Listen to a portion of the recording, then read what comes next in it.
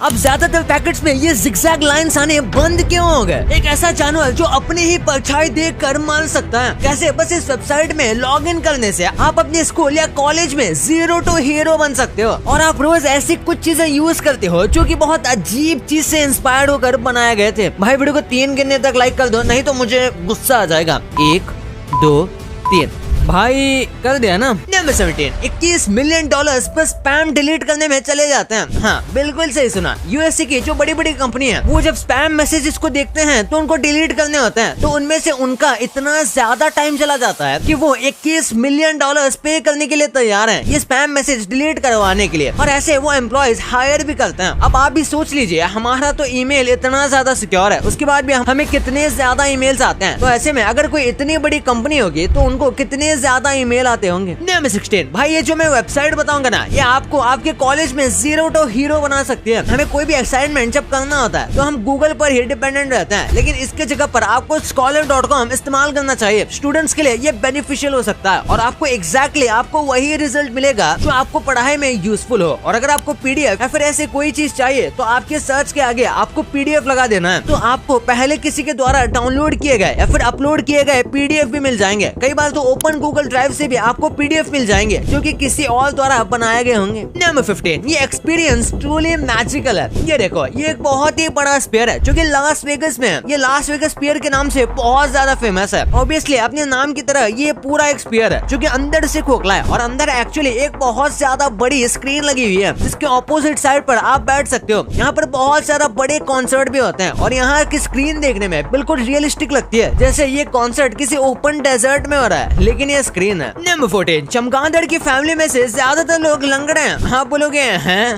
Bat जो होते हैं वो काफी छोटे होते हैं और उसी के साथ साथ उनके लेग बोन्स बहुत ज्यादा वीक होते हैं। फॉर एग्जाम्पल बैट्स के बस 2 ही ऐसे स्पीशीज होते हैं जो कि चल पाते हैं, बाकी सारे बैट के स्पीशीज के पैर इतने ज्यादा कमजोर होते हैं कि वो चल भी नहीं पाते। इसलिए आपने अक्सर देखा होगा कि जो बैट होते हैं वो रेंग के चल रहे होते हैं या फिर बहुत रेयरली ऐसा करते हुए दिखते हैं, क्योंकि इनके लिए ये काफी ज्यादा मुश्किल होता है और इनकी काफी ज्यादा एनर्जी भी लगती है। नंबर 13, कैसे एक मशीन की गड़बड़ी की वजह से यह आदमी ऑलमोस्ट करोड़पति बन गया। किसी टेक्निकल डिफिकल्टी की वजह से फिनलैंड में एक जगह पर पेट्रोल का भाव बहुत ज्यादा कम हो गया था। यहाँ पर एक रिटेल पेट्रोल 0.014 यूरो में मिल रहा था, यानी इंडियन रुपीज में बात करें तो लिटरली ₹1 में मिल रहा था। तो इसलिए एक व्यक्ति ने इस चीज को नोटिस किया और 1000 लीटर पेट्रोल का कैनिस्टर भर के यहाँ से चला गया। और कमाल की बात तो ये है कि पेट्रोल वाले अब उस आदमी से ये पेट्रोल वापस भी नहीं ले सकते, क्योंकि उसने मशीन के हिसाब से परफेक्ट प्राइस पे किया है और उसमें कस्टमर की गलती नहीं है। तो लिटरली इस पेट्रोल से ये बहुत ज्यादा बेनिफिट कमा सकते हैं। अगर वो इसे खुद के लिए भी यूज करते हैं तो भी उन्हें सस्ता ही पड़ेगा, और अगर ये बेचेंगे तो ये दुगने दाम में भी इस पेट्रोल को बेच सकते हैं। नंबर 12, अगर कोई आदमी किसी के साथ चीट कर रहा है तो वो आदमी का IQ लो है। बहुत बार देखा गया है कि जो आदमी अपने पार्टनर के साथ चीट किया है उसका IQ ज्यादा नहीं था, क्योंकि उसको अच्छी रिलेशनशिप मेंटेन करना भी नहीं आता। इसके लिए आपको मैच्योरिटी और समझ होनी चाहिए, तभी आप इसे मेंटेन कर पाओगे, नहीं तो लो IQ होने के चक्कर में आप आराम से चीट कर दोगे। चलो ये तो एक फैक्ट था, लेकिन अमेज़न मिनी टीवी के लेटेस्ट शो में हाफ लव हाफ अरेंज में अलग ही खिचड़ी पकड़ी है। इसे आप फ्री में भी देख सकते हो। ये शो एक रोम कॉम है जिसमें रिया विच इज प्लेड बाय मानवी, वो एक गायनेकोलॉजिस्ट है और उसकी लाइफ का एक प्रॉपर रोड मैप है कि कब क्या करना है। एंड साथ में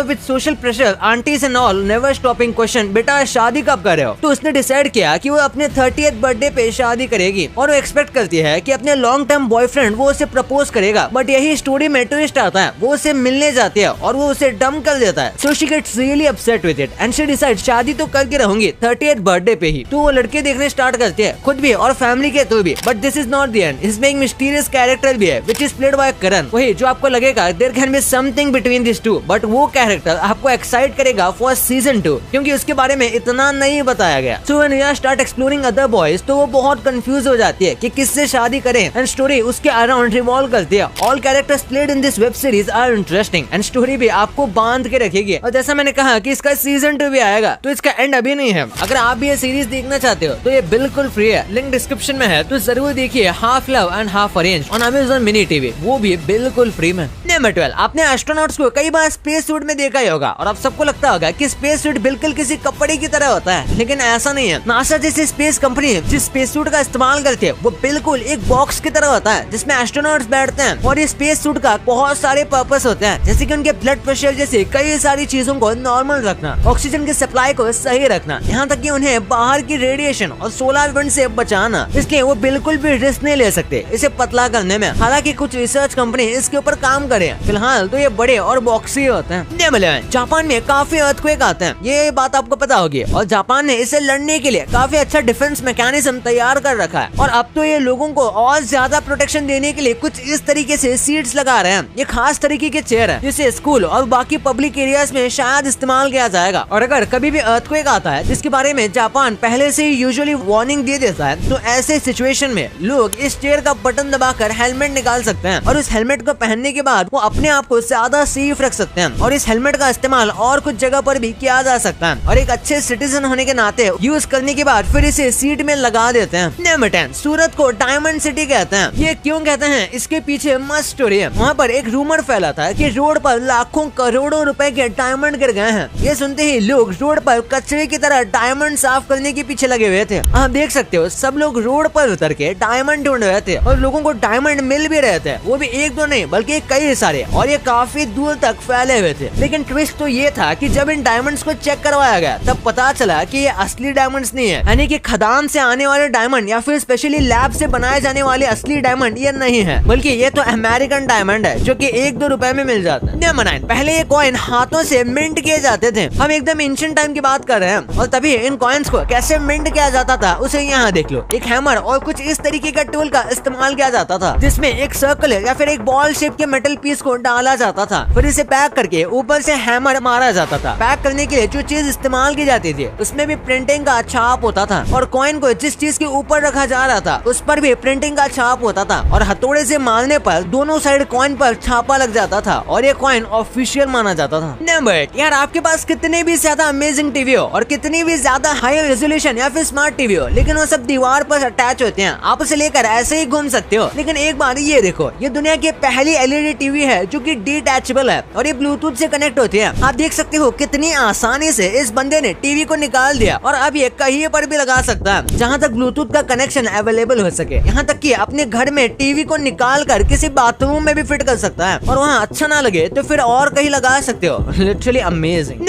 ये ऐसी खिलौने वाली चीजें हैं जो आपके करोड़ों बचा सकते हैं। अगर आपको भी अपना पैकेज डेटा या फिर कोई भी पर्सनल इन्फॉर्मेशन हिडन रखनी है तो ये है इंक रोलर, जिसपे कई सारे रैंडम चीजें लिखी होती हैं और इसे किसी भी इन्फॉर्मेशन के ऊपर रोल किया जाएगा तो वो हाइड हो जाएगी, क्योंकि नंबर्स जो है वो यहाँ वहाँ मिसमैच हो जाएंगे। और ये नॉन टॉक्सिक है और बहुत ज्यादा जल्दी सूख भी जाती है, इसलिए इसके लीक होने का भी टेंशन नहीं है और इसे आसानी से रिफिल भी किया जा सकता है। और उसके बाद है ये 7 ब्लेड सीजर जो कि लिटरली आपके इन्फॉर्मेशन को श्रेड कर देती है, बिल्कुल किसी श्रेडिंग मशीन की तरह, और फिर आप इस ब्रश से साफ कर सकते हो। और ये है इन्फॉर्मेशन गायब करने वाला टूल। लाइक इसके एक साइड नाइफ है जिससे आप कुछ भी कट कर सकते हो और दूसरे साइड इंक है जो कि पेपर को एकदम ब्लैंक कर देती है। नंबर 6, आपको ये छोटी सी फ्ली दिख रही है। ये वैसे तो दिखने में काफी छोटी और कमजोर लगती है, लेकिन ये लिटरली अपने साइज से 320 गुना ज्यादा कूद सकती है। ये बिल्कुल ऐसा है जैसे कि एक इंसान फुटबॉल फील्ड के एक कोने से जंप करके दूसरे कोने पर चला जाए। हाँ, आपने बिल्कुल सही सुना, क्योंकि इनका वजन काफी कम होता है और इसी के साथ इनके पैर बहुत ज्यादा पावरफुल होते हैं। अगर ये हम ह्यूमंस जितनी होती है तो ऑब्वियसली ये फिर भी अपने वजन का 320 गुना तो नहीं कूद पाते, लेकिन फिर भी हाईएस्ट जंपिंग एनिमल जरूर होती है। नंबर 5, हमें हमेशा से लगता है कि हम कैसे रिएक्ट कर रहे हैं या फिर हमारे इमोशंस कैसे हैं, इसकी वजह से हमारे कम्युनिकेशन में प्रॉब्लम आएगा। लेकिन मैं आपको बता दूं, कई स्टडीज में पता चला है कि हमारे जो इमोशंस हैं वो कम्युनिकेशन में बिल्कुल भी प्रॉब्लम नहीं देते। उल्टा कि ये पता चला कि कम्युनिकेशन की वजह से हमारे इमोशंस अनस्टेबल और आउट ऑफ कंट्रोल हो सकते हैं और कम्युनिकेशन हमारे मूड को आसानी से इन्फ्लुएंस कर सकता है। इसलिए आपको हमेशा ध्यान रखना चाहिए कि आप कैसे लोगों के साथ कम्युनिकेट कर रहे हो। नंबर 4, आज के स्टूडेंट्स पहले के हिसाब से 30% कम एम्पैथेटिक है, यानी कि उनको किसी भी चीज को लेकर फर्क नहीं पड़ता, खासकर टीचर्स और पढ़ाई से रिलेटेड, और वो इनसे इमोशनली कनेक्टेड भी नहीं होते, ना ही वो फीलिंग्स को ज्यादा इंपॉर्टेंस देते हैं और वो खुलकर अपने आप को एक्सप्रेस भी नहीं करते। 1980 और 1990 के जमाने में बच्चे टीचर्स को सब कुछ बताते थे और एक्चुअली में अपने टीचर्स को अच्छी तरीके से ट्रीट करते थे, जैसे कि उनसे सलाह लेकर या फिर उनसे पढ़ाई के कुछ प्रॉब्लम्स पूछकर, क्योंकि ऑब्वियसली उनसे बड़े हैं तो उन्होंने इनसे ज्यादा सीखा है। लेकिन अभी के बच्चों को ऐसा लगता है कि टीचर्स तो डम्ब है, वही रियल जीनियस है। नंबर 3, हर साल 1000 से ज्यादा गुना पक्षी कान से टकराने से मर जाते हैं। हमारी जो घर की खिड़कियां आते हैं उससे भी टकरा के पंछी अक्सर मर जाते हैं और उसके कई सारे कारण हैं, जैसे कि दिन के समय तो फिर भी ये कांच रिफ्लेक्ट करते हैं और पक्षी इनसे नहीं टकराते, लेकिन रात के समय जब अंदर की रोशनी होती है और बाहर अंधेरा होता है तो पक्षी को ये कांच नहीं दिखते, बल्कि उनको लगता है कि ये एकदम ट्रांसपेरेंट है, तो इसलिए पक्षी उनसे आकर टकरा जाते हैं और कभी उन्हें लगता है कि कोई दूसरा पक्षी भी आ रहा होगा या फिर इनको अपनी ही शैडो लगती है और कई बार गंभीर चोट भी लग जाती है और इसमें से हर साल हजार तो मर ही जाते हैं। इसलिए कोशिश करें कि अपने घर के पर्दों को रात में बंद कर रखें अगर आपके आसपास काफी बर्ड्स रहते हैं तो। नंबर 2 यार, ऐसी कई सारी चीजें हैं जो हम डेली यूज करते हैं लेकिन उनको बनाने का रीजन या इंस्पिरेशन या पर्पस बहुत वियर्ड था, जैसे कि टी शर्ट ले लो। आज तो टी शर्ट के बिना लाइफ इमेजिन भी नहीं होती। 1904 से पहले टी शर्ट्स नहीं थे और इसे बैचलर शर्ट नाम से रिलीज किया गया था, क्योंकि उनके हिसाब से जो बैचलर्स हैं यानी जिनको शादी नहीं हुई है उनको सिविंग मशीन नहीं आएगी, जिसे इसे ऐसा बटनलेस बनाया गया यानी कि टी शर्ट। फिर वुमेन्स का सैनिटरी नैपकिन आपको सबको पता होगा, ये कोई टैबू की बात नहीं है क्योंकि ये बने थे मर्दों के लिए, वो भी सोल्जर के लिए। वर्ल्ड वॉर 1 में घायल सोल्जर्स पर इसका इस्तेमाल किया जाता था क्योंकि ये खून को काफी अच्छे से सोख लेता था और तभी वहाँ के नर्सेस ने सोचा कि शायद इसे हम अपने साइकिल्स में भी यूज कर सकते हैं। और वर्ल्ड वॉर 1 के दौरान जब इसका